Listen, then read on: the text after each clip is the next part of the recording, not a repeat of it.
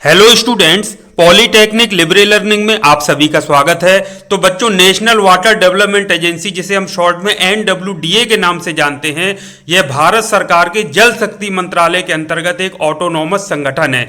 तो इसमें बच्चों कुछ वैकेंसी हैं, उनमें से एक वैकेंसी जेई की जूनियर इंजीनियर की सिविल के स्टूडेंट्स के लिए है और कुछ अन्य वैकेंसी भी है ड्राफ्ट्समैन ग्रेड 3 की, जो ITI और डिप्लोमा दोनों के लिए हैं, और कुछ अन्य पद भी हैं। तो अगर आप कोई परिचित में है, अगर वो भरना चाहें तो इसमें भी वो अप्लाई कर सकते हैं, या फिर डिप्लोमा वाले स्टूडेंट्स भी इसमें अप्लाई कर सकते हैं।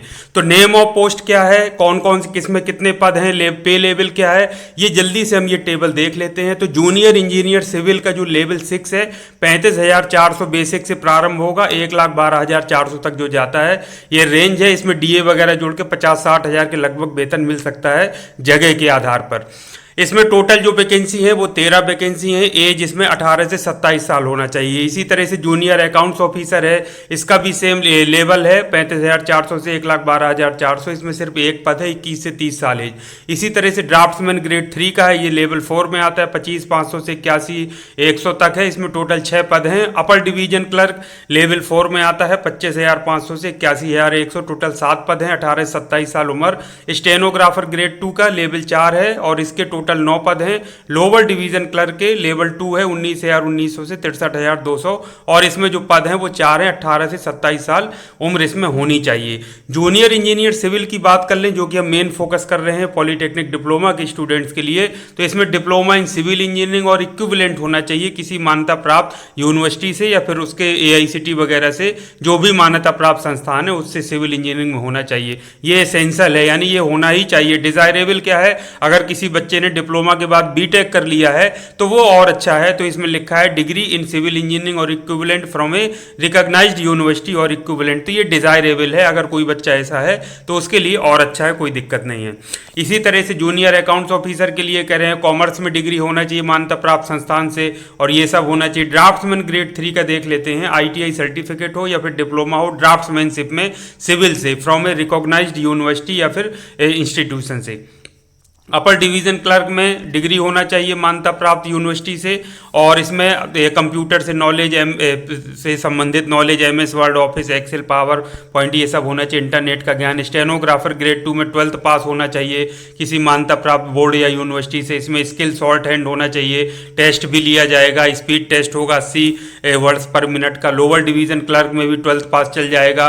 टाइपिंग स्पीड इंग्लिश में 35 शब्द प्रति मिनट और हिंदी में 30 शब्द प्रति मिनट हो। इसके साथ साथ में MS Word, Office, Excel, PowerPoint, internet और कंप्यूटर ऑपरेटिंग सिस्टम का भी नॉलेज होना चाहिए। तो ये बच्चे, ये जो इक्विवेलेंट देखिए कहा है ना, तो ये 12th क्लास पास डी, तो ये बच्चे डिप्लोमा वाले भी इसमें अप्लाई कर सकते हैं। तो अगर आपको ये सब चीज़ें आती हैं, कंप्यूटर तो आता ही है बच्चों को, टाइपिंग भी यदि आती है तो आप इसमें भी देख लीजिए, इसमें भी आप अप्लाई कर सके तो आप कर सकते हैं। महत्वपूर्ण तिथियों की हम अगर बात कर लेते हैं तो commencement of online registration on website, यानी 18 मार्च 2023 से रजिस्ट्रेशन प्रारंभ हो चुका है। अंतिम तिथि है वो 17 अप्रैल 2023 है। ठीक है बच्चों, इसमें सबसे पहले आपका एक रिटन टेस्ट होगा, कंप्यूटर बेस्ड टेस्ट होगा, वो उसके बारे में सूचना वेबसाइट में बाद में दी जाएगी।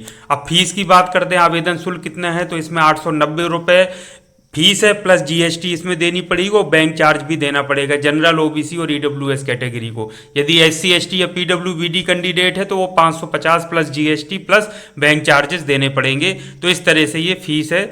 तो इसमें आप पहले से ही सारा चीज़ डिसाइड करके फिर इसमें अप्लाई करिए। अपर एज में रिलैक्सेशन है, SC ST OBC PWBD candidates या एक्स सर्विसमैन हैं तो उनके लिए ऊपरी आयु सीमा में जो रहता है वो आप टेबल अलग से देख लीजिए। तो अब बात कर लेते हैं सिलेक्शन क्राइटेरिया की। तो मैंने आपसे बताया फर्स्ट स्टेज इसमें रिटन टेस्ट होगा, 100 प्रश्न पूछे जाएंगे, 90 मिनट का समय रहेगा, MCQ टाइप होगा, और इसमें कंप्यूटर बेस्ड टेस्ट होगा। इसमें लिखा हुआ कंप्यूटर बेस्ड टेस्ट 100 क्वेश्चन से 90 मिनट्स। उसके आधार पर रैंक बन जाएगी। तो उसके बाद फिर उसमें क्या करना पड़ेगा, आपको इंटरव्यू या फिर उसके लिए डॉक्यूमेंट वेरिफिकेशन के लिए बुलाया जाएगा।